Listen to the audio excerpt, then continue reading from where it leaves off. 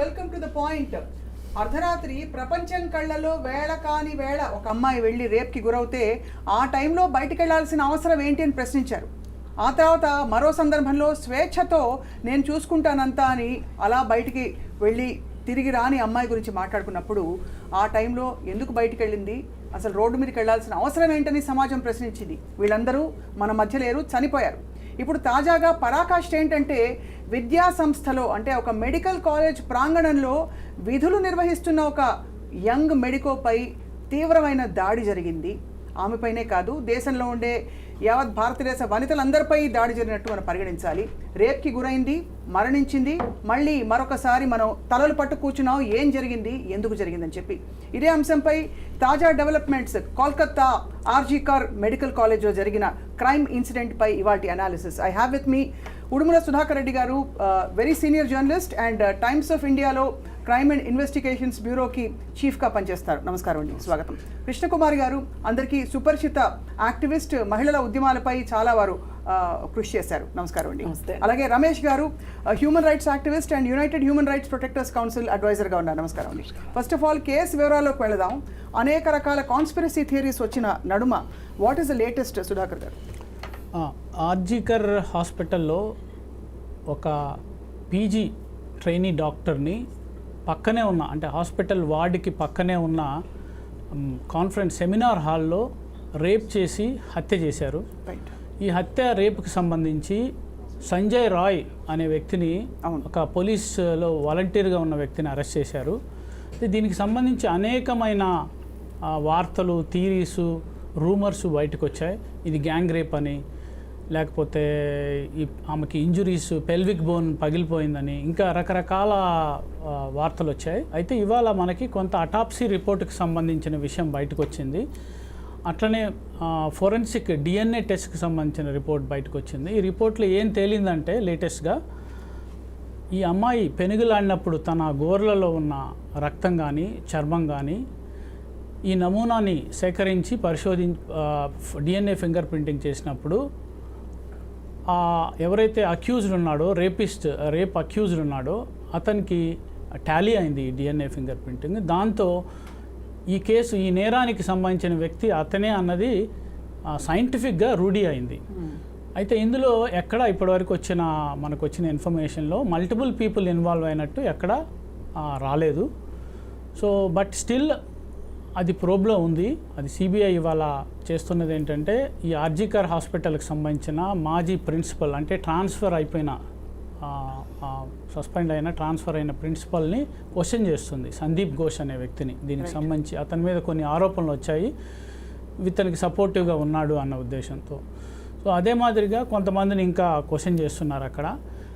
But what we see, ఇప్పటివరకు చూసిన దాని ప్రకారం ఒకే వ్యక్తి ఉండవచ్చు అన్నది మనకు వస్తున్న సమాచారం. అయితే స్టిల్ ఇది ఓపెన్ ఎండెడ్, బికాజ్ సిబిఐ చాలామందిని క్వశ్చన్ చేయాలి. అంటే ఏదో మొన్న వచ్చిన అప్డేట్ ప్రకారం 150 ml of semen was found అని చెప్పి దానికి సంబంధించి కూడా చాలా వార్తలు వచ్చినాయి. బట్ అది ఎక్కడ, అంటే ఇప్పటివరకు అఫీషియల్గా ఎక్కడ నిర్ధారణ కాలేదు. బట్ ఈ మామూలుగా రేప్ కేసెస్లో అపార్ట్ ఫ్రమ్ ఇప్పుడు ఇక్కడ ఏంటంటే ఈ అమ్మాయికి బాడీ అంతా ఇంజురీస్ ఉన్నాయి నెక్ మీద. ఎందుకంటే it is found to be death by smothering and strangulation. Strangulation అంటే గొంతు పిసికి చంపటం, మాన్యువల్ అని చేత్తోనే. అట్లా స్మాదరింగ్ అంటే మూతి మూసి గాలి ఆడకుండా చంపటం. దానివల్ల ఆమె కాలర్ బోన్ ఇంజరీ కూడా అయింది.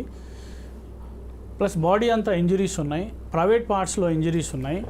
కానీ ఈ స్పెర్మటోజోవాని ఇంతవరకు, అంటే ఇతని సీమెన్కి సంబంధించిన స్పెర్మటోజోవాని డిఎన్ఏ ఫింగర్ ప్రింటింగ్లో టాలీ అయిందా లేదా అన్న విషయం ఇంకా తెలియలేదు. బట్ ఒకటి వాస్తవం ఏంటంటే అక్కడ రేప్ జరిగింది, మర్డర్ అయింది. అది ఒక హాస్పిటల్లో 36 గంటల షిఫ్ట్లో ఉన్న ఒక ఉమెన్ డాక్టర్ మీద భయంకరంగా ఒక సేఫ్టీ లేని ఎన్వైరన్మెంట్లో ఒక పరమ కిరాతకంగా జరిగిన విషయం. అందుకనే దేశవ్యాప్తంగా అవుట్రేజ్ వచ్చింది. ఈ అవుట్రేజ్కి అనుగుణంగా అక్కడ మీకు బెంగాల్లో అనేక పరిణామాలు జరుగుతున్నాయి. Right sir, one final question. అంటే కేసుకి సంబంధించి వివరాలు మీ దగ్గర ఉన్నాయి కాబట్టి సుధాకర్ గారు, అంటే ఇది ప్రీమెడిటేటెడ్గా ఏదైనా జరిగిన ఇన్సిడెంట్గా పరిగణిస్తున్నారా అట్ దిస్ పాయింట్ ఉన్న డీటెయిల్స్లో?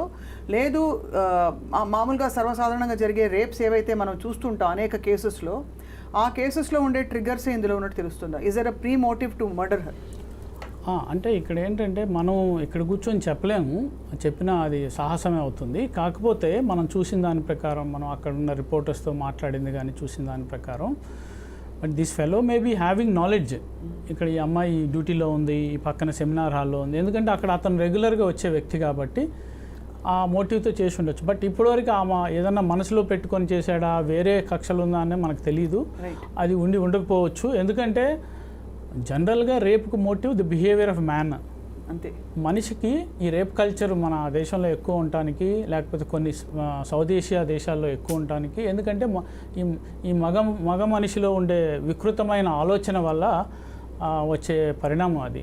సో దానికి విక్టిమ్ ఎలా ఉన్నారు, ఏ డ్రెస్ వేసుకున్నారు, విక్టిమ్ ఎలాంటి వయసు ఏంటి, విక్టిమ్ మైనరా అనేది ఆలోచించని ఒక భయంకరమైన మానసిక రోగం కాదు, ఆ పైత్యంతో చేసే మనిషి బిహేవియర్ వల్ల వచ్చింది. సో దానికి మనం దీంట్లో ఇంకా కక్ష ఉందా అని అనుకోవటం అది ఈ మెటీరియల్. బికాజ్ మనం చూసాం కదా దిశ కేసులో కూడా she was waiting there and లారీలో ఎక్కించుకొని అట్లా చేశారు. So I think that's more of ఈ మేల్ కల్చర్ వల్ల వచ్చిన పరిణామం. మాటలు రావట్లేదు కృష్ణకుమారి గారు, ఎందుకంటే బహుశా ఇది మనకి దేశవ్యాప్తంగా బాగా సంచలనం సృష్టించిన ఒక దారుణమైన రేప్ అండ్ మర్డర్. ఇలాంటి కేసులు, మర్డర్ దాకా వెళ్ళని కేసులు, బట్ రేప్కి గురైన అమ్మాయిల సంఖ్య మీరు చెప్పండి. గత 2 వారాల్లో మన తెలంగాణ రాష్ట్రంలో ఎంతమంది ఉన్నారండి మీకు తెలిసి? 15 జరిగాయండి. ఈ 15లో స్త్రీలు ఉన్నారు, బాలికలు ఉన్నారు, ఉయ్యాల్లో పాప కూడా ఉంది. 15లో లాస్ట్ మంత్ 15 జరిగాయి. వీటిల్లో చేసిన వాళ్ళల్లో ఎక్కువ మంది 13 సంవత్సరాలు 16 సంవత్సరాలు మధ్యలో వాళ్ళు ఎక్కువ చేశారు. ఒకతను 24 ఏళ్ళ అతను, ఒకతను అయితే అసలు సొంత తండ్రే చేశాడు.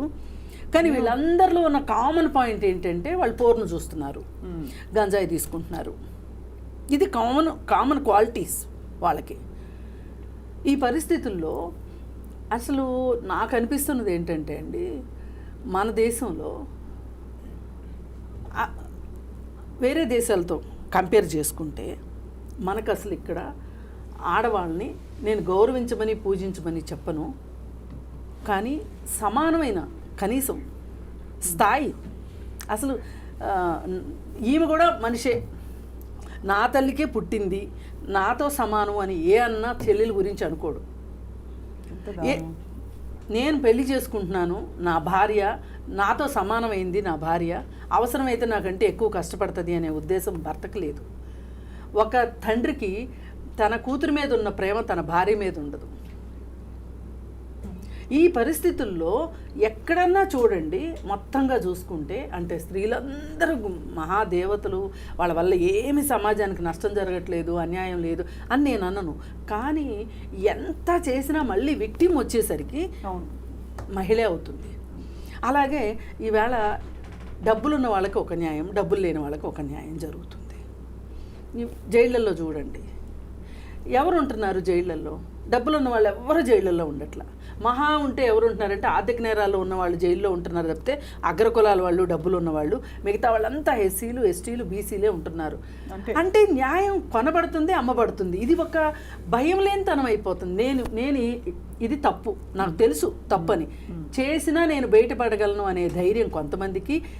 ఒక్కవేళ పోలీసులు పట్టుకుంటే పట్టుకున్నారు, పోయిందేంటి అని ఆలోచించేవాళ్ళు కొంతమంది. ఇతను బయటకు వచ్చిన తర్వాత సంజయ్ అనే వ్యక్తి అవును చేశాను, అరెస్ట్ చేసుకోండి అన్నట్టుగా మనకి తెలిసింది. అది ఎంతటి ఒక విధమైన అంటే నిర్లక్ష్యమా, లేకపోతే చేయడం అంటారా? నిర్లక్ష్యం అండి. ఎందుకంటే మన దేశంలో బ్రిజ్భూషణ్ లాంటి వాడు రక్షించబడిన తర్వాత, గుజరాత్లో బిల్కిస్ బానోకి సంబంధించిన ఎవరైతే జైల్లో ఉండి సత్ప్రవర్తన ద్వారా విడుదలై వచ్చిన తర్వాత వాళ్ళకి ఎవరైతే పూజలు దండలేసి స్వీట్లు తినిపించారో, పైగా తినిపిస్తూ వాళ్ళు అన్న ఒక మాట ఏంటంటే బ్రాహ్మలు ఎప్పుడు ఇలాంటి పనులు చెయ్యరు అని ఒక స్టేట్మెంట్ పాస్ చేశారు ఆ రోజు. చేస్తే ఈ చుట్టూ చూసే వాళ్ళకి ఏమనిపిస్తుంది చెప్పండి? ఓ చేశారు, చేసిన సంగతి వీళ్ళందరికీ కూడా తెలుసు, అదే చేసిన వాళ్ళు బయటకు వచ్చారు, నేను వస్తాను. ఈ ఎవరికైనా సరే 3 నెలల్లోనో 6 నెలల్లోనో సంవత్సరంలోనో ట్రయల్ అయిపోయి ఇతనికి శిక్ష పడింది అని ప్రపంచానికి చాటి చెప్పిన కేసు ఒకటి ఉందేమో చెప్పండి. అసలు లేదండి, నిర్భయలోనే అంత గగ్గోలు పెట్టి చట్టాలు కూడా తీసుకొచ్చిన కేసులోనే ఎంతకాలం పట్టింది, ఎన్ని పరిస్థితుల్లో అసలు అందరూ ఒక్కొక్క తల దిక్కుపోయారు. ఇప్పుడు నిర్భయ సంఘటనలో మనం ఒక చిన్న ఎగ్జాంపుల్ తీసుకుంటే, లాయర్ ఏం మాట్లాడాడండి కోర్టులో, ఈ అమ్మాయికి 9 అప్పుడు ఏంటి పని, అదే నా కూతురు గనక అట్లా బాయ్ ఫ్రెండ్తో కలిసి సినిమాకి వెళ్ళుంటే నేను పెట్రోల్ పోసి తగలబెట్టేవాడిని అని ఒక లాయర్ మాట్లాడాడు. ఆ లాయర్ని శిక్షించినప్పుడు కామన్ మ్యాన్ ఇలా మాట్లాడక ఇంకెలా మాట్లాడతారు? అండ్ ఇక్కడ అదే చెప్తున్నానండి, అసలు ఎక్కడ చేసినా ఏమి చేయకపోయినా ఆడదాని తప్పైపోతుంది బతికున్నందుకు. అంతే, చదువుకున్న వాడు కూడా ఇలా ఆలోచిస్తుంటే Right. చదువు లేని వాళ్ళు ఇలా కాక ఇంకెలా ఆలోచిస్తారు? తప్పకుండా. అయితే చెప్పండి sir, before we go to Ramesh garu, Sudhakar గారు, మీ కామెంట్. రేపిస్ట్లో మేడం చెప్పినట్టు కులానికో మతానికో ప్రాంతానికో సంబంధం ఆ ప్రొఫైలింగ్ మనం అసలు అది లేదు. కానీ ఒకటి వాస్తవంగా మేడం చెప్పారు కదా, ఇది చాలా తెలిసిన వాళ్ళు రేప్ అక్యూజ్డ్లో మోస్ట్ ఆఫ్ ది కేసెస్లో నోన్ పర్సన్స్ 90%, ఎక్సెప్ట్ మనం Disha case its different case. Known persons, తండ్రో, బ్రదరో, కజినో, మామనో, లేకపోతే ఇంటి పక్కన ఉన్న నైబరో, వాచ్మెనో, లేకపోతే పక్కనుండే వ్యక్తులు, స్కూల్లో ప్రిన్సిపల్లో, ఇక్కడ జరిగింది కదా స్కూల్లో, లేకపోతే పనిచేసే. సో నోన్ పర్సన్స్ ఎక్కువ ఉంటుంటారు. ఎందుకు జరుగుతుంది అంటే ఈ ప్రోటోకాల్స్, బికాస్ మనం సేఫ్టీని కాంప్రమైజ్ చేస్తున్నాం. ఉమెన్ అంటే safety, general safety of the women compromise అవుతుంది అన్ని చోట్ల. మనం ఉండే అపార్ట్మెంట్లో, లేకపోతే స్కూల్స్లో, కాలేజెస్లో, హాస్పిటల్స్లో. ఇప్పుడు ఇతను ఎలా వెళ్ళాడు అన్నది పెద్ద ప్రశ్న కదా. How you could able to access అంటే అక్కడ సేఫ్టీ కాంప్రమైజ్ అవుతుంది. సో అదొక ఆస్పెక్ట్. సో అది కాకుండా మేడం చెప్పినట్టు ఈ ఫోన్ వల్ల, విచ్చలవిడిగా ఫోన్ అవైలబుల్ ఉండటం వల్ల కొంత ఇంపాక్ట్ బాయ్స్ మీద పడుతుంది. సో దానివల్ల it is leading to such kind of incidents అనేది మనం చూస్తున్నాం. అవును. సో అయితే ఇది మనం ఫోన్ ఆపాలా లేదా అనేది ఒక పెద్ద డిస్కషన్. అవును.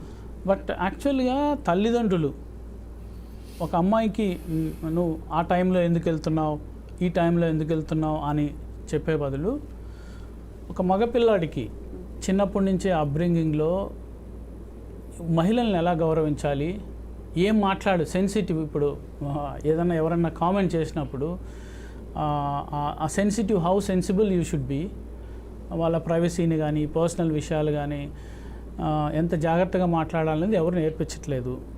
మనం ఏంటంటే మీరు చెప్పారు ఇంతకుముందు కూడా, ట్రోల్స్, అబ్యూజింగ్ చేయటం, ఉమెన్ని చాలా తక్కువగా మాట్లాడటం, నీచంగా మాట్లాడటం, రేప్ థ్రెట్స్. ఒక ఇండియన్ క్రికెటర్, గొప్ప క్రికెటరు, వాళ్ళ సొంత కూతురికి రేప్ థ్రెట్ ఇచ్చారు. హైదరాబాద్ అతన్ని అరెస్ట్ చేశారు BHLలో. అదే. సో ఇట్లాంటి కల్చర్లో మనం పెరుగుతున్నాము. సో ఐ థింక్ ఇవాళ నిర్భయ యాక్ట్ తేవటం వల్ల ఆగిందా? ఆగలేదు. హార్షర్ చట్టాల వల్ల అవుతుందా? ఆల్రెడీ చట్టాలన్నీ హార్ష్గానే ఉన్నాయి. ఎందుకు ఆగదంటే ఇది మారాలి. మనుషుల తీరు అంటే తల్లిదండ్రుల పాత్ర, boys, parents, then systematic cultural police కూడా ఇన్సెన్సిటివ్ చాలానండి. ఈ మధ్యకాలంలో అంటే ఏదో మా మధ్య ఫ్రెండ్లీ పోలీసింగ్ అన్నారు ఇక్కడ తెలంగాణలో. బట్ ఈ మధ్యకాలంలో మళ్ళీ వన్స్ అగైన్ పోలీస్ స్టేషన్స్కి వెళ్తే 1,00,000 ఒక ఆడది తన బేసిక్ మనుగడ కోసం కూడా to claim her right she has to fight, give so many complaints. దారిన పోతున్న ఒక అమ్మాయిని ఏదైనా అంటే కూడా 100 సార్లు డిఫెండ్ చేసుకోవాల్సిన పరిస్థితి తను వెళ్ళి తనకి.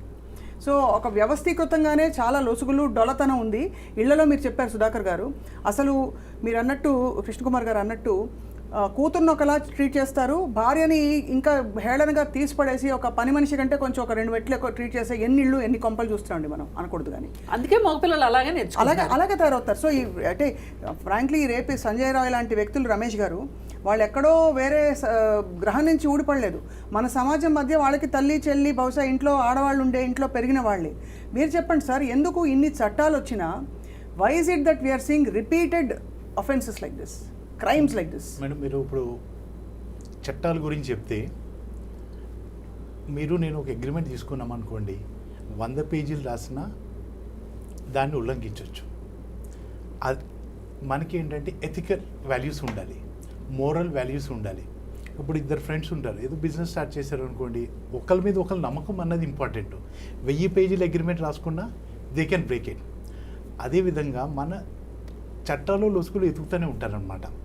ఇంకోటి ఏంటంటే main reason what I feel is, ఇప్పుడు ఈ ఫోన్ చూడండి, ఇది చాలా డేంజరస్. దీంట్లో ఏమవుతుందంటే ప్రతి స్టూడెంట్కి అవైలబుల్ ఉంది, ఇది ప్రతి పిల్లవాడికి అవైలబుల్ ఉంది. అండ్ దీంట్లో if you see 80% is porn, 80% porn. దాని గురించి ఏమవుతుందంటే స్టూడెంట్ ఖాళీగా ఉంటాడు, ఓపెన్ చేస్తాడు, చూస్తాడు. కానీ మీరు అనేది రైటే సార్, ఇది కానీ ఇవాళ రోజున మనకి ఎలక్ట్రానిక్ ఈ క్లాస్ రూమ్స్ వచ్చేసి రకరకాల ఆన్లైన్ లెర్నింగ్ ఇవన్నీ వచ్చేసిన తర్వాత, కోవిడ్ తర్వాత ఇది ఒక ఇన్ఎవిటబుల్ ఆప్షన్ అయిపోయింది. మనం ప్రాక్టికల్ గా కూడా ఆలోచించాలి కదా Ramesh garu. We can't move away from technology. టెక్నాలజీని బ్రేమ్ చేసి మనం ఎలా, టెక్నాలజీ కాదు మేడం, ఇక నేను చెప్పేది ఏంటంటే ఇప్పుడు మీరు పాన్ సైట్ వరకు బ్యాన్ చేయొచ్చు కదా, that can be done. Right, it should not be accessible.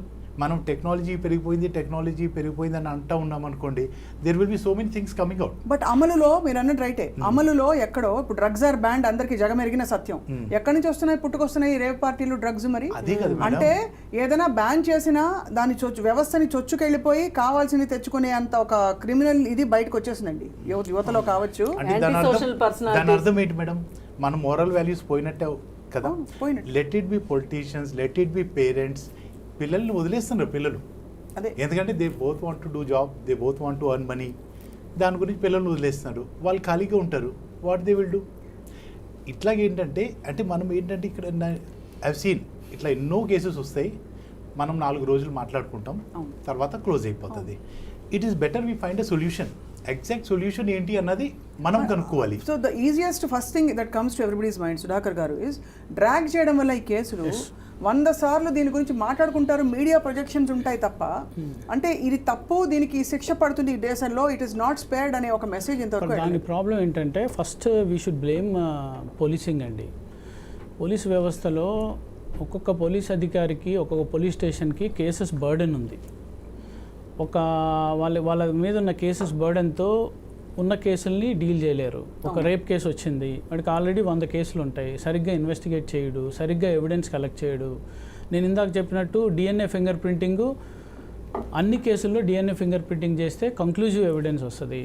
అంటే ఆ శాంపుల్స్ తీసుకొని దాన్ని అక్యూజర్తో కన్ఫర్మ్ చేసుకుంటే వస్తుంది. కానీ చాలా కేసుల్లో ఎందుకంటే ఎఫ్ఎస్ఎల్లో కేసులు బర్డెను, ఎఫ్ఎస్ఎల్కి వెళ్తే కేసు, ఒక రేప్ కేసు వెళ్తే 1 year 2 years రిపోర్ట్ ఇవ్వడానికి, ఆడు పెండింగ్ ఎఫ్ఎస్ఎల్ రిపోర్ట్ అని పెడుతుంటాడు పోలీసు. ఎఫ్ఎస్ఎల్ రిపోర్ట్ ఎప్పుడు వస్తే మా దగ్గర ఓన్లీ 2 ఉన్నారు డిఎన్ఏ ఎక్స్పర్ట్స్, ఇన్ని కేసులు పెండింగ్ ఉన్నాయి. ఇప్పుడు 1000 రేప్ కేసులు అయితే అందులో 100 కూడా డిఎన్ఏ అవ్వవు. సో సైంటిఫిక్ ఎవిడెన్స్ లేదు. పోలీసింగ్లో సరిగ్గా సెన్సిటివ్గా ఉండరు. ఈలోపు విక్టిమ్కి ఈ బాధలు చూసి బాధపడి ఇబ్బంది పడి విక్టిమ్కి కూడా ఇన్ని సంవత్సరాలు అయిన తర్వాత ఇంట్రెస్ట్ పోతుంది. ఆ కేసు విట్నెస్లు చచ్చిపోతారు, విట్నెస్లు ముందుకు రారు, విట్నెస్లు మ్యానిపులేట్ అవుతారు. ఆ కేసు బట్టి డబ్బున్న వాడైతే అక్యూజ్డ్ వాడు ఎక్కువ మ్యానిపులేట్ చేస్తాడు. సో దీంతో మీకు చూస్తే కన్విక్షన్ రేటు 10 years క్రితము ఇట్ వాస్ 21%. అంటే ప్రతి 100 మంది రేప్ అక్యూజుల్లో ఆల్మోస్ట్ 79 మంది ఫ్రీగా బయట తిరుగుతున్నారు. ఇప్పుడు ఇది 28%. అంటే నీ కన్విక్షన్ రేట్ పెరగలేదు. అదే మీరు బ్రిటన్లో తీసుకుంటే 60% కన్విక్షన్ ఉంది, కెనడాలో తీసుకుంటే 42% ఉంది, చాలా దేశాల్లో 50% దాకా ఉంది కన్విక్షను. బట్ రేప్ కేసుల్లో ఇండియాలో ఇట్స్ ఓన్లీ 27 to 28%. అంటే కన్విక్షన్ దొరకట్లేదు. ఎందుకు దొరకట్లేదు? నిజంగా రేప్ జరగలేదా?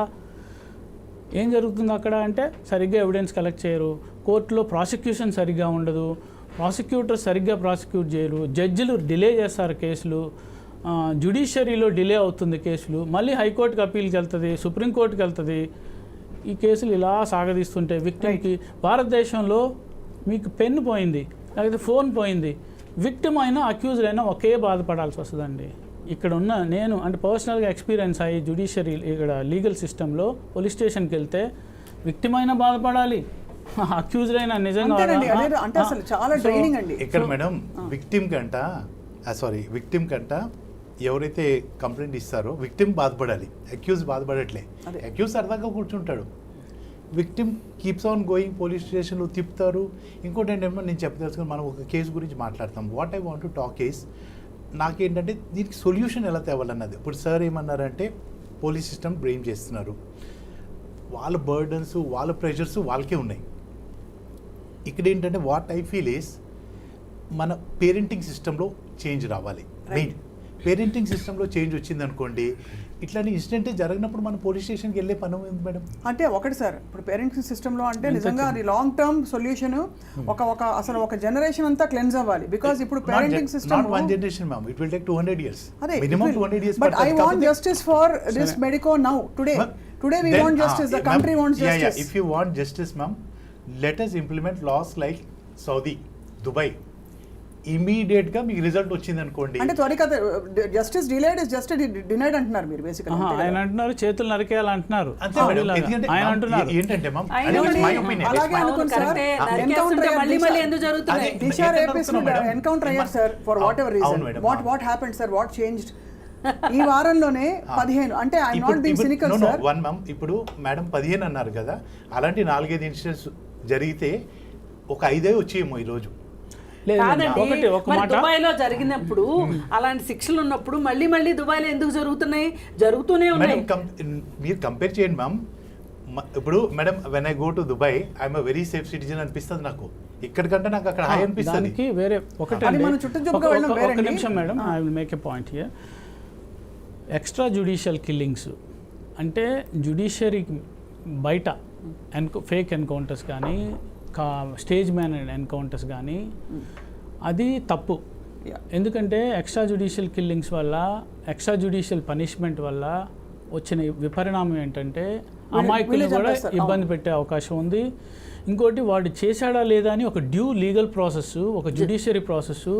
అప్పుడు ఎవరికి పడితే ఒక పోలీస్ అధికారే జడ్జ్ అయిపోతాడు, తన విమ్స్ అండ్ ఫ్యాన్సీస్కి అనుగుణంగా జరుగుతుంటుంది. ఇప్పుడు ఆయన చెప్పేది అంటే అక్కడ చట్టంలోనే ఉంది, కానీ అలాంటి మనం బార్బారిక్ సొసైటీ కాదు, మనది సివిలైజ్డ్ సొసైటీ, పరిణామం చెందిన society, reformist society.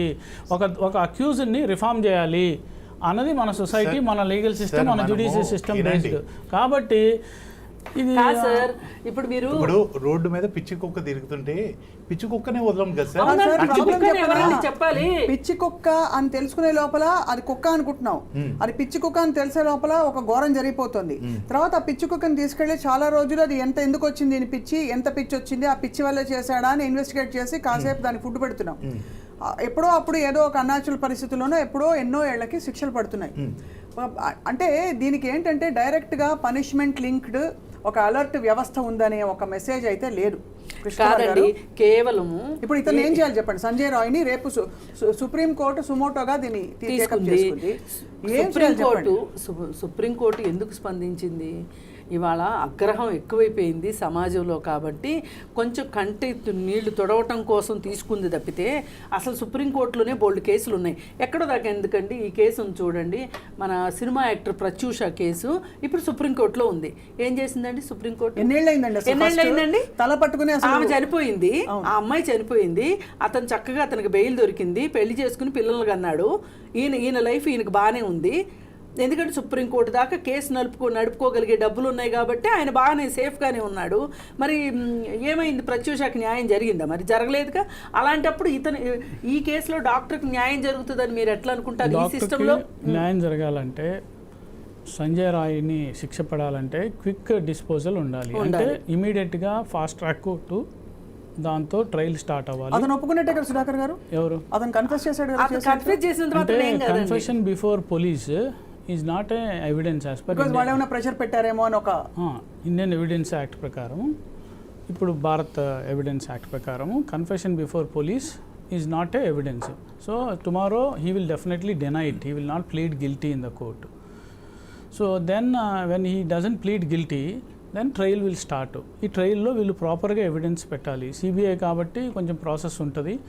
I think they will file charge sheet as early as possible. Trial కూడా ఫాస్ట్ ట్రాక్ కోర్టు ఏర్పాటు చేసి హైకోర్టు, సుప్రీంకోర్టు పర్యవేక్షణలో జరుగుతుంది. ట్రయలు జరిగి తొందరగా శిక్ష పడేలాగా చేస్తే ఒక 6 నెలల్లో 3 నెలల్లో ట్రయల్ అయిపోతే, ఫారెన్లో లాగా 3 నెలలు శిక్ష పడితే అతనికి కఠినమైన శిక్ష.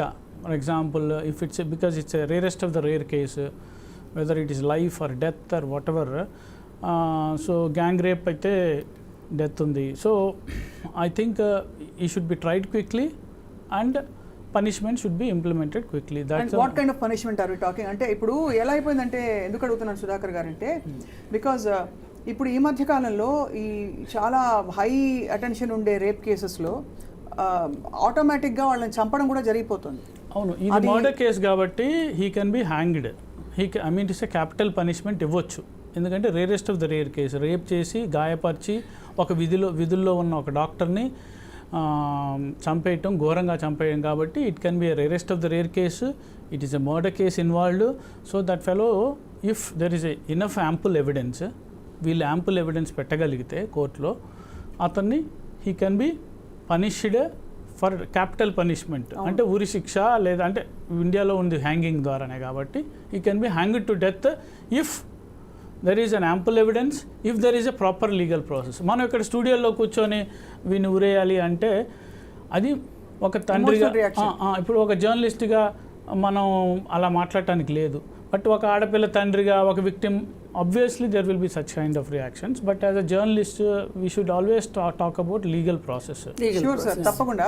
అయితే ఇది చెప్పండి కృష్ణకుమార్ గారు, గత కొన్ని అనేక ఇన్సిడెంట్లలో చాలా కిరాతకంగా వాళ్ళని చంపడం కూడా జరుగుతుంది. అది ఆ డెవలప్మెంట్ అసలు ఎందుకు ఇలా జరుగుతుంది ఈ మధ్య కాలంలో? బహుశా కృష్ణకుమార్ గారు మీరు, దెన్ సుధాకర్ గారు, దెన్ ఒకటండి, జస్టిస్ వర్మ కమిషన్ ఉంది మనకి. ఇది నిర్భయ చట్టం రూపొందించిన ఆయన్ని మీరు అసలు మన సమాజంలో ఇవి ఆగాలి అంటే ఏం చెయ్యాలి అని కొన్ని రికమెండేషన్స్ అడిగితే ఆయన చెప్పారు. ఆయన అనేది ఏంటి అంటే, ఇప్పుడు ఉరి తీయండి అని అనడం చాలా సింపుల్, ఉరి తీయడం కూడా చాలా సింపుల్. ఈ ఉరి తీస్తారు అంటే ఇది నిరూపణ అయ్యి, అంటే ఆ విక్టిమ్ బతికుండి ఆమె చెప్పింది అనుకోండి, చెప్తే అప్పుడు అతనికి ఉరిశిక్ష పడుతుంది. కాబట్టి ఇదివరకు రేప్ చేసి ఊరుకునేవాళ్ళు, ఇప్పుడు చంపుతున్నారు. అందుకని మనం అసలు ఈ డిమాండ్ పెట్టడం వల్ల అసలు ఇప్పుడు రేప్ జరిగినంత మాత్రం చనిపోవాలా చెప్పండి? చనిపోవక్కర్లేదు కదా, ఆమెకు బతికే హక్కు లేదా? ఆమె బతకాలి ప్లస్ ఆ రేప్ జరగడం అనేది ఆమె తప్పు కాదు. తప్పు చేసిన వాళ్ళు బాగానే ఉండి ఆమె ఎందుకు న్యూనతతో ఉండాలి? అంటే కొంత బ్యాగేజ్ ఉంటుంది. మనం చెప్పినంత ఈజీగా అది బ్యాగేజ్ ఉండడం వేరు, స్టిగ్మా ఉంటుంది ఆమెకి. పైగా ఇది ఒక ఎమోషనల్ బ్యాగేజ్, హారిబుల్ ఉంటుంది. మరి అయితే ఇలాంటి పరిస్థితుల్లో ఆయన చెప్పింది ఏంటి అంటే, అసలు ముందుగా మనము శిక్షల గురించి ఆలోచించే కంటే కూడా మనం సమాజంలో ఏం ఆలోచించాలి అంటే, ఒక అవగాహన తీసుకొచ్చే విధంగా పిల్లల్ని చిన్నప్పటి నుంచినే, వీళ్ళకి మన దేశంలో ఇలా జరగడానికి ఎక్కువ కారణం జెండర్ డిస్పారిటీ, జెండర్ ఇన్ఈక్వాలిటీస్. ఈ జెండర్ ఇది అసలు బ్యాలెన్సే లేదు మన దగ్గర. ఈ జెండర్ బ్యాలెన్స్లో మన కంట్రీ ఎక్కడుందంటే 181వ స్థానంలో ఉంది. ఈ స్థానంలో ఉండడం వల్ల ప్రతివాడు ఏం ఆలోచిస్తున్నాడు, ఒక మగపిల్లాడు ఏం ఆలోచిస్తున్నాడు, చెల్లి పుట్టింది అంటే వెళ్ళిపోతుంది పెళ్లి చేసుకుని, నాతో సమానం కాదు, ఈ ఇంట్లో ఉండదు అనేది ఒకటి. నాతో పాటు తల్లిదండ్రులు కూడా ఆడపిల్లనేమో ఇప్పుడు కొన్ని కుటుంబాల్లో మారింది, కానీ ఈ రోజుకి స్టిల్ ఉన్నదండి, ఆడపిల్లల్ని మంచి స్కూల్కి పంపటం ఉండదు, వాళ్ళ మీద ఖర్చు పెట్టడం వేస్ట్. ఇలా అంటే చిన్నప్పటి నుంచినే ఆడపిల్లని ఇంకొక రకంగా చూడడం అలవాటు చేసేసి, ఆడపిల్ల ఉంటే ఒక ఆట వస్తువు, లేదంటే ఒక గ్లోరిఫైడ్ పనికొచ్చే ఒక మనిషిగా చూసుకుంటున్నాం. ఇలా గౌరవం లేదు.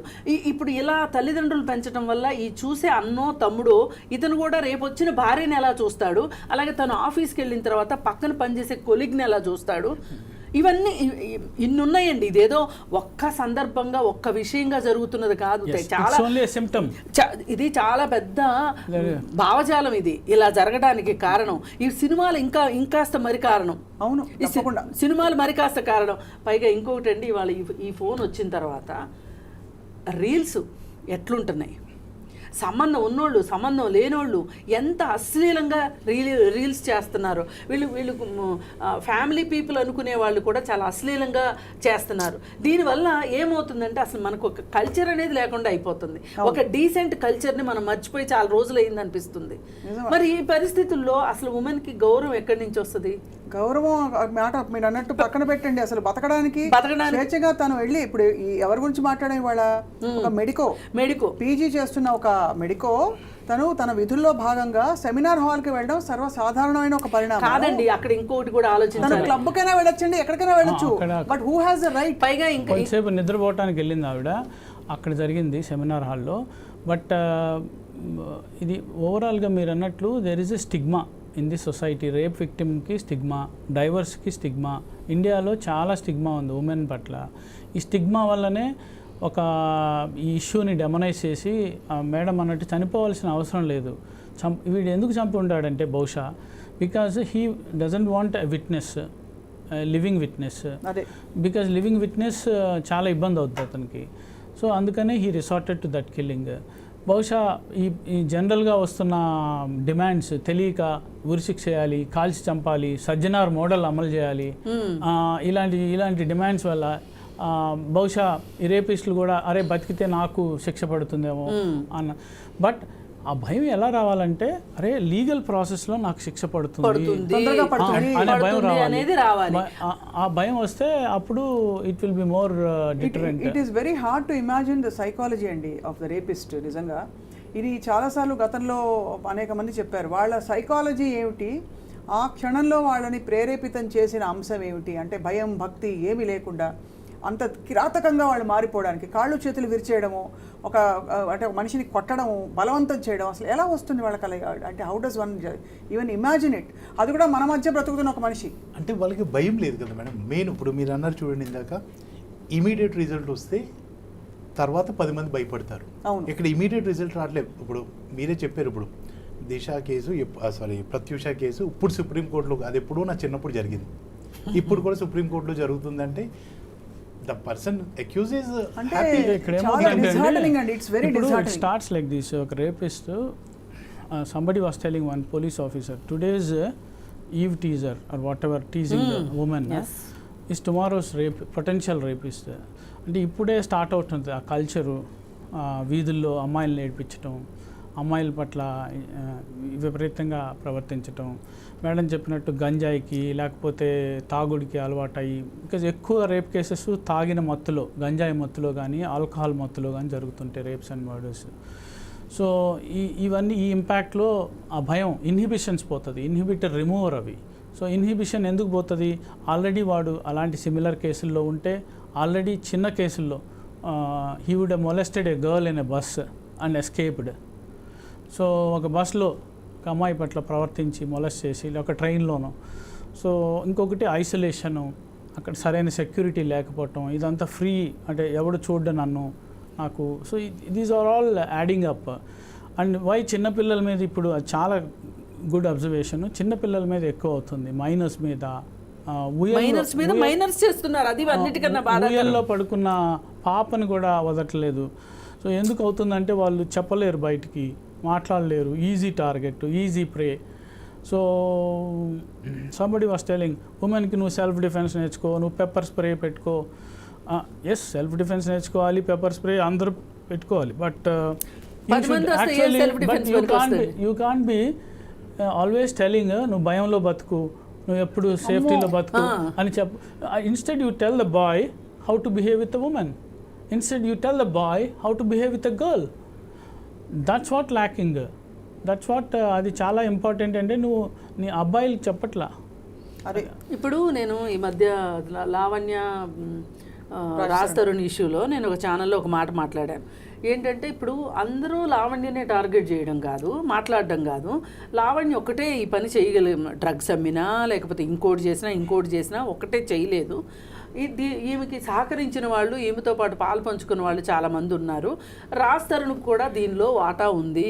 ఎందుకు రాజ్ తరుణ్ ఇంట్లో లావణ్య ఉంది అని చెప్పి నేను క్వశ్చన్ వేసినందుకు కింద నాకు కామెంట్ ఏంటి అంటే, నేను చూస్తుంటా అసలు జనాలు ఎట్లా అబ్జర్వ్ చేస్తున్నారు, మనం మాట్లాడిని ఎలా తీసుకుంటున్నారు అని. లావణ్య లాంటి కోడలు నీకుంటే తెలిసేది అని మాట్లాడారు. కరెక్టే, లావణ్య లాంటి కోడల్ని ఎవరు కోరుకోరు, బుద్ధి జ్ఞానం ఉన్నవాళ్ళు ఎవరు కోరుకోరు, కాదనట్లా. కానీ రాజ్ తరుణ్ లాంటి కొడుకును కోరుకుంటారా, మస్తాన్ సాయి లాంటి కొడుకును కోరుకుంటారా? ఎవరిని కోరుకోకూడదు కదా మరి. అలాంటప్పుడు కొడుకులు అయితే ఏ తప్పు చేసినా కోరుకోవచ్చు, కోడళ్ళని కూతుర్ని మట్టి కోరుకోకూడదు. అంటే ఈ జెండర్ బయాస్ ఉంది చూసారా. కానీ దురదృష్టం ఏంటంటేనండి, మీరు అన్న పాయింట్ అర్థమైంది మ్యామ్. కానీ సంజయ్ రాయ్ వాళ్ళ అమ్మ కూడా సంజయ్ రాయ్ లాంటి రేపిస్ట్ మర్డరర్ కొడుకు కావాలని కోరుకునుండదు.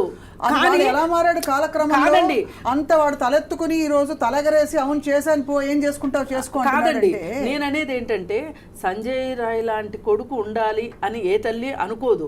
కానీ సంజయ్ రాయ్ తప్పు చేశాడు అన్నప్పుడు ఆ తల్లి స్పందన ఎలా ఉండాలి అంటే, నా కొడుకైనా పర్వాలేదు, ఇంకొకరి కొడుకైనా పర్వాలేదు, తప్పు చేస్తే శిక్షించండి అనేటట్లు ఉండాలి.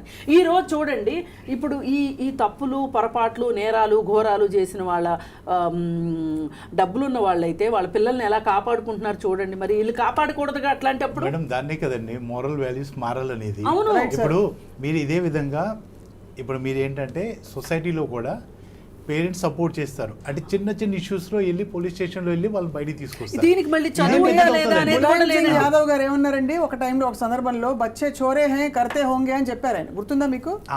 పిల్లలు ఆ మాత్రం ఏనండి,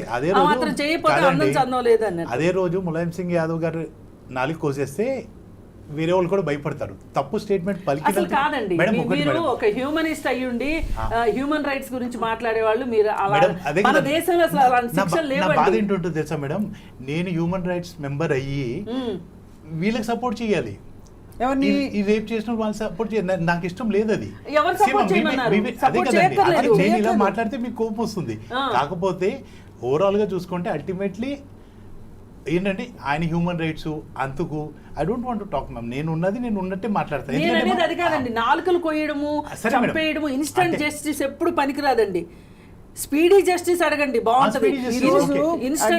సీన్ ఆఫ్ అఫెన్స్ లో జరిగిన లొసుగులు, తప్పిదాలు, ఒక అమ్మాయి అంత నమ్మకంతోటో, పరిసరాల మీద నమ్మకంతోటో, లేకపోతే అలర్ట్గా ఉండవలసిన అవసరం లేకుండా ఒక ట్రస్ట్తో వెళ్ళింది ఆ సెమినార్ హాల్లోకి. అక్కడికి ఒక చొరబడి వచ్చి ఒక వ్యక్తి ఆ అమ్మాయి మీద దారుణంగా అసాల్ట్ చేయడమే కాకుండా రేప్ చేసి చంపేశాడు. ఇక్కడ బాధ్యులు ఎవరెవరిని తీసుకుంటూ పోతే ఆ రింగులు పెద్దగా అయ్యి it will come back to the society. Sudhakar గారు మీరు అన్నట్టు కాదమ్మా, ఇంకోటి అసలు అక్కడ రెస్ట్ రూమ్లు ఎందుకు లేవు, సీసీటీవీలు ఎందుకు పనిచేయట్లేదు? అంటే గవర్నమెంట్ హాస్పిటల్ అనగానే అంత చీపా, అదే ప్రైవేట్ హాస్పిటల్స్లో అయితే ఇలా ఉంటుందా? మనం ఇప్పుడు మనము మొదలుకి ఇప్పుడు ఇతని బుద్ధి గురించి మనం ఒక రేపిస్ట్ బుద్ధి మారాలని ఎలా కోరుకుంటున్నామో, ఒక సేఫ్ కండిషన్ ఉండాల్సిన అవసరం కూడా ఉంది కదా. కండిషన్స్ కూడా ఇంప్రూవ్మెంట్ ఉండాలి, సేఫ్ వర్కింగ్ ఎన్విరాన్మెంట్. అసలు ఇప్పుడు మనకి పని ప్రదేశాల్లో లైంగిక వేధింపుల నిరోధక చట్టం ఉందండి. ఆ చట్టాన్ని ఎంతమంది ఇంప్లిమెంట్ చేస్తున్నారు చెప్పండి. అసలు చట్టాలదే, అది నేరాల దారి నేరాలదే అన్నట్లుంది. అంటే ఎవరికి అసలు ఇంతవరకు ఇది ఒక థియరిటికల్ ఎక్సర్సైజ్ గా మిగిలింది కానీ నిర్భయ యాక్ట్ ఏదో చిన్న నన్ను ఇలా ఇబ్బంది పెట్టాడు అని చెప్పి కేసులు పెట్టడం తప్ప వాటికి నిజంగానే it is taking a long time. Madam, ఒక మాట, అది షీ టీమ్ అఫెండర్స్ కౌన్సిలింగ్ చేసేదాన్ని. వాళ్ళు ఏమంటారండి, వాళ్ళు ఫస్ట్ తల్లిదండ్రులు కూడా అండి మా పిల్లలు అట్లా చేయరు అనేవాళ్ళండి. వచ్చి మన దగ్గర డాక్యుమెంటరీ ఎవిడెన్స్ ఉంటుంది, అంటే వీడియోలు తీయడము, వాళ్ళు ఫోటోలు అవన్నీ ఉంటాయి. అవి చూపించిన తర్వాత అండి వాళ్ళు అసలు కింద పడి డొల్లీలు పెట్టడమే ఎక్కువ. అంత బాధపడిపోయేవాళ్ళు, సిగ్గుపడిపోయేవాళ్ళు. ఈ పిల్లలు కూడా మా తల్లిదండ్రులకు తెలిసిపోయింది అనేసరికి చాలా బాధపడేవాడు. ఇది ఒక రకంగా ఇంటర్వెన్షన్ అండి, చాలా మంచి ఇంటర్వెన్షన్. కానీ అసలు మీరు ఈ అఫెండర్స్ తో మాట్లాడినప్పుడు వాళ్ళ సగటు సైకాలజీ ఏమిటి, ఏమని చేస్తుంటారు? అలాగా పట్టుబడమనా, లేకపోతే ఏముందిలే ఆడపిల్లని అండ నా హక్కు అనుకుంటారా? ఇప్పుడు ఒక అబ్బాయి ఏమన్నాడంటే, మా భువనగిరి దగ్గర బస్సులో కూర్చున్నప్పుడు ఆ అమ్మాయి చున్నీని వెనకమాల సీటుకి టై చేసేసాడు, మూడేసేస్తే ఆ అమ్మాయి కంప్లైంట్ చేసింది. కౌన్సిలింగ్కి వచ్చాడు. నువ్వు ఎందుకు చేసావు? చేశానని ఒప్పుకున్నాడు. ఎందుకు చేసావు అని అడిగితే, అసలు మీకేం తెలుసురా ఆ అమ్మాయిలు ఏడిపించడం కాలేజీలో, మేము ఎలా ఏడిపించామో తెలుసా అని వాళ్ళ బాబాయ్ ఒకసారి అన్నాడంట వాడితోటి. అది అంటే ఇంట్లో ఉండే వాతావరణం వాడిని ప్రేరేపించింది అలా. అంటే అప్పుడు చట్టం లేదు. ఇప్పుడు శ్రీకృష్ణుడు మన పురాణాల్లో శ్రీకృష్ణుడు ఆడపిల్లల బట్టలు తీసుకెళ్ళాడు, దాచేశాడు అంటే అది ఒక పురాణం. ఆ రోజు చట్టాలు లేవు. కానీ మా పురాణాల్లో ఉంది కదా, ఈరోజు చేస్తానంటే కుదరదు కదా. అందుకని మనం సమాజంతో పాటు ఇవాల్వ్ అవ్వాలి, సమాజంతో పాటు మారాలి, నేర్చుకోవాలి అనేది ఉండాలండి. అక్కడ ఖచ్చితంగా ఆ పిల్లాడికి తెలియలేదు అది తప్పని. కానీ వన్స్ మనం తెలియజేసిన తర్వాత, చట్టం గురించి చెప్పిన తర్వాత 30 సెకండ్లో ఒక ఆడపిల్లని తేరిపారా చూడకూడదు అని చట్టంలో ఉంది అని ఎంతమందికి ఈరోజు మన భారతదేశంలో మనం కేసు పెట్టచ్చు.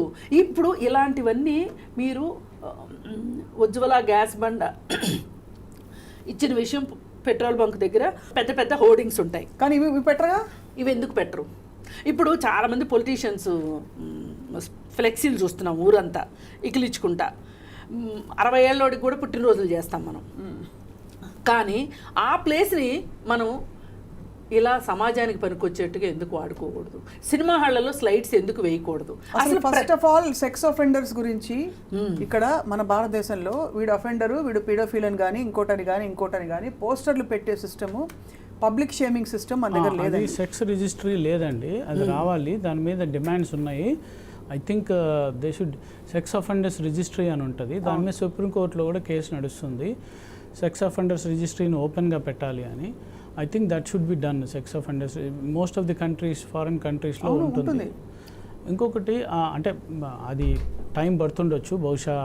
మన దగ్గర అయితే డేటాబేస్ అంటూ పబ్లిక్ డేటాబేస్ అయితే లేదు. బికాజ్ అన్లెస్ ఈ ఉద్యోగాలు ఇవ్వాలన్న పోలీస్ వెరిఫికేషన్ అంటున్నారు, కానీ జనరల్ కేసెస్ గురించి తెలుస్తుంది. బట్ స్పెసిఫిక్గా సెక్స్ అఫెండర్స్ రిజిస్ట్రీ అనేది ఇట్స్ వెరీ.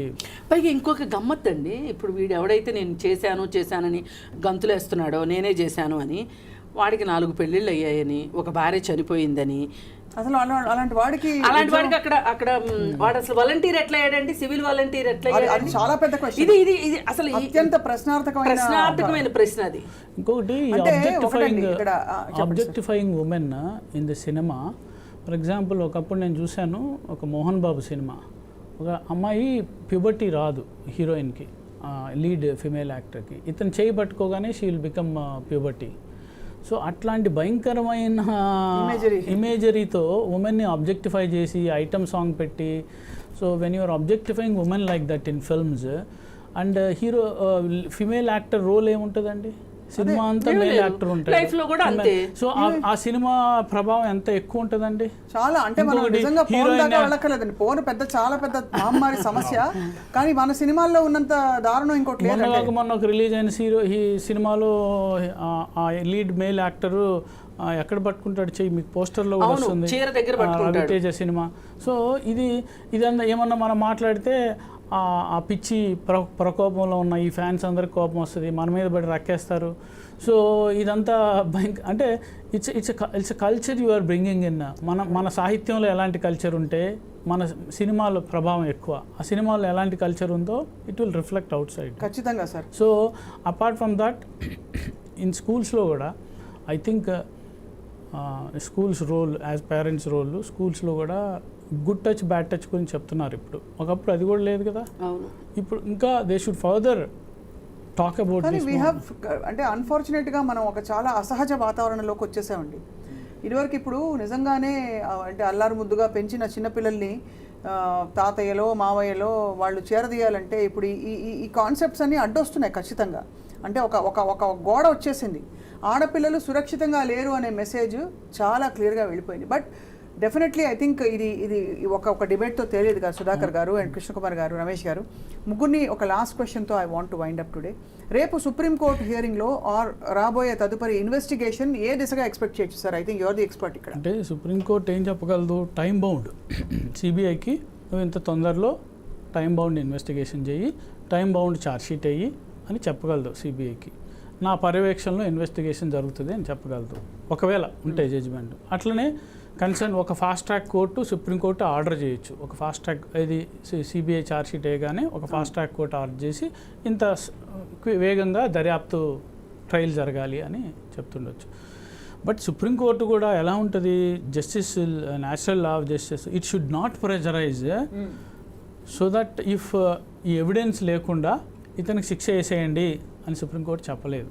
అది సో ఇది ఇంకోటి, supreme court may also ask investigate what are the conditions that led to, ఇంకా ఎవరైనా ఉన్నారా, or what are the conditions that led to the you incident. Feel ఇంకా ఎవరైనా ఉండే అవకాశాలు అంటే ప్రైమా ఫేసి మీరు ఇన్వెస్టిగేటివ్ జర్నలిజం లో ఉన్నారు ఉండకపోవచ్చు, because whatever that is coming up right.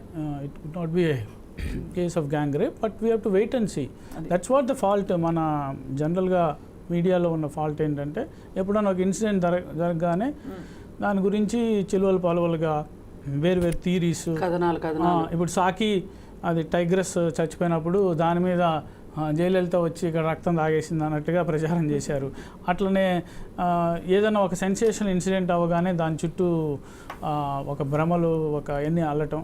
But ఈ medical doctor RG Kar PG medical doctor rape and murder heinous crime, ఘోరాతి ఘోరమైన క్రైము భారతదేశంలో రిపీట్ అవుతూనే ఉన్నాయి. సో ఈ రిపీట్ అవ్వకుండా ప్రివెన్షన్కి ఏం తీసుకోవాలి, హాస్పిటల్లో డాక్టర్ సేఫ్టీయే కాదు, డాక్టర్లు అందరూ వాళ్ళు బయటకు వచ్చి చాలా పోరాటం చేస్తారు. కానీ డాక్టర్లు అందరి కోసం రావచ్చు యాక్చువల్లీ పాపం వాళ్ళకి, అంటే నిజంగా బికాస్ మీరు this high profile case it demanded this attention అండి. But what about the 15 cases in Telangana, or they less rape చెప్పండి? కాదండి, మొన్న ముచ్చుమరిలో ఒకటి జరిగింది మన కర్నూలు దగ్గర. 3 మైనర్లు కలిసి ఒక 8 ఏళ్ల అమ్మాయిని చంపేశారు. ఏది ఫస్ట్ రేప్ చేశారు, తర్వాత చంపేశారు. చంపేసిన తర్వాత వాళ్ళకి తత్వం బోధపడింది, ఏంటి ఇప్పుడు నేను ఈ బాడీని ఏం చేయాలి అని తల్లిదండ్రులకు చెప్పారు. చెప్తే మీకెందుకు, మీరేం భయపడకండి, మేము ఉన్నాం కదా అని చెప్పి తల్లిదండ్రులు ఆ బాడీని తీసుకెళ్ళి దానికి ఒక పెద్ద రాయి కట్టి, పిల్లలైతే అలా చేయగలిగేవాళ్ళు కాదు, వాళ్ళకి అంత థాట్ వచ్చేది కాదు, తీసుకెళ్ళి కృష్ణానదిలో పడేశారు. ఇప్పుడు ఇంతవరకు ఆ బాడీ దొరకలేదు. అయితే ఇట్లా జరుగుతున్న పరిస్థితుల్లో ఈ నేరం పట్ల ఇప్పుడు 13 ఏళ్లకే వీళ్ళు ఇంత నేరం చేశారు అంటే, అమ్మో వీళ్ళు పెద్దయ్యాక ఇంకేం చేస్తారో అనే ఒక భయం ఆ తల్లిదండ్రుల్లో ఉండే ఆలోచన కనుక ఉండున్నట్లయితే కనుక వాళ్ళే తీసుకొచ్చి చట్టానికి అప్పచెప్పేవాళ్ళు. వీళ్ళు రేపు పెరిగి పెద్ద అయిన తర్వాత వీళ్ళు ఇంకెంత క్రూయల్గా తయారవుతారో తెలియదు. మరి ఈ పరిస్థితుల్లో అసలు మనం ఆలోచించాల్సింది ఎక్కడి నుంచి ఆలోచించాలి అంటే, నిర్భయ కేసు మనకి ఒక రకంగా మనమందరం చూసిన కాలంలో అదొక పెద్ద హై ప్రొఫైల్ కేసు. అక్కడ ఉన్నది డాక్టరా లేకపోతే యాక్టరా ఇంకోటి అనవసరం, ఒక మహిళ, ఆ మహిళకి ఈ విధంగా జరిగింది, అత్యాచారం జరిగింది, చావు అయిపోయింది. ఇట్లాంటిది ఇంకొకటి జరగకూడదు అనే దానికోసము మనం అసలు ఒక క్రిమినల్ ఎట్లా తయారవుతున్నాడు, ఒక రేపిస్ట్ ఎందుకు తయారవుతున్నాడు ఈ సమాజంలో, అందుకనే అతన్ని ఇన్వెస్టిగేట్ చేసి ఇంటరాగేట్ చేసి అతనికి ఏ కారణాలు అతని మైండ్ సెట్ ని అలా తయారు చేశాయి. ఆ కారణాలు అంటే సోషియోపాథిక్ టెండెన్సీస్ ఉన్న వాళ్ళు మన మధ్యనే ఉన్నారు, సుధాకర్ గారు మన మధ్యనే ఉన్నారు. వాళ్ళకి మరి how can you give them equal rights as everybody else? కాదండి, ఒక్క సెకండ్ అండి, రైట్స్ గురించి కాదండి ఇక్కడ మనం ఆలోచించాల్సింది. అసలు మనం ఇక్కడ ఈ పాయింట్లో ప్రభుత్వాలకి చిత్తశుద్ధి లేదు, ప్రభుత్వాలకే చిత్తశుద్ధి కావాలి, రైట్ అంతే. Right sir. Ramesh garu final words. Madam, ఇప్పుడు మేడం గారు ఒక ఎగ్జాంపుల్ చెప్పారు. ఆ రోజు ఆ పేరెంట్స్ తీసుకెళ్ళి ఆ బాడీని వాటర్లో పడేయకుండా పిల్లల్ని పోలీస్కి అప్పచెప్పి కనీసం కౌన్సిలింగ్ ఇస్తే tomorrow they might have become good citizens. మనం ఎందుకంటే వాళ్ళు చిన్న వాళ్ళకి తెలీదు. ఈరోజు ఏంటంటే మ్యామ్, మీరు సుప్రీంకోర్టులోనే జడ్జికి తెలుస్తుంది వాట్ ఈస్ కరెక్ట్ అన్నది, అలాగే వాదిచ్చే లాయర్స్ కూడా తెలుస్తుంది, తెలియకుండా ఉండదు what is correct what is wrong అన్నది. కాకపోతే ఇక్కడ ఏంటంటే బాగా ఎక్కువ డబ్బులు ఇచ్చి ఎవరిని లాయర్ పెట్టుకుంటారో వాళ్ళు గెలుస్తారు. ఖచ్చితంగా ఇదైతే దిస్ ఇస్ టూ మచ్. ఈ కేసుకి చాలా అటెన్షన్ వచ్చింది కాబట్టి ఖచ్చితంగా దీనికి ఒక న్యాయబద్ధమైన ధర్మబద్ధమైన పరిష్కారం రావాలని కోరుకుందాం. మీకు ఈ కేసే కాదు మేడం, ఏ కేసు అయినా ఈ రోజు ఎట్లా అయిపోయిందంటే, ఏ లాయర్ ఫేమస్, ఏ లాయర్ దగ్గర ఫీజు ఎక్కువ ఇస్తారో వాళ్ళే గెలుస్తున్నారు. Even if the person is correct అయినా వాళ్ళు గెలవట్లే. దాని గురించి ఏంటంటే అక్కడ జడ్జికి తెలుసు, but is just silent spectator waiting for the accused. అంటే ఎవిడెన్స్ వస్తుంది అని చూస్తూ ఉంటారు. కానీ జనరల్గా జరిగేది ఏంటంటే అక్కడ తప్పు ఉన్న వాళ్ళకి ఎవిడెన్సెస్ వస్తున్నాయి. సో దాని గురించి ఏంటంటే మ్యామ్, ఇప్పుడు ఈవెన్ లాయర్స్ కూడా కొంచెం జస్టిఫై అనమాట మోరల్ వాల్యూస్తో ఆలోచించారు అనుకోండి. రాంగ్ అని తెలిసిన తర్వాత కేసే టేకప్ చేయకూడదు. అంటే కొన్ని కేసెస్కి అసలు ఇలాంటి ప్రొసీడింగ్స్కి అవసరం కూడా ఉండకూడదు అని మీరు అంటున్నారు.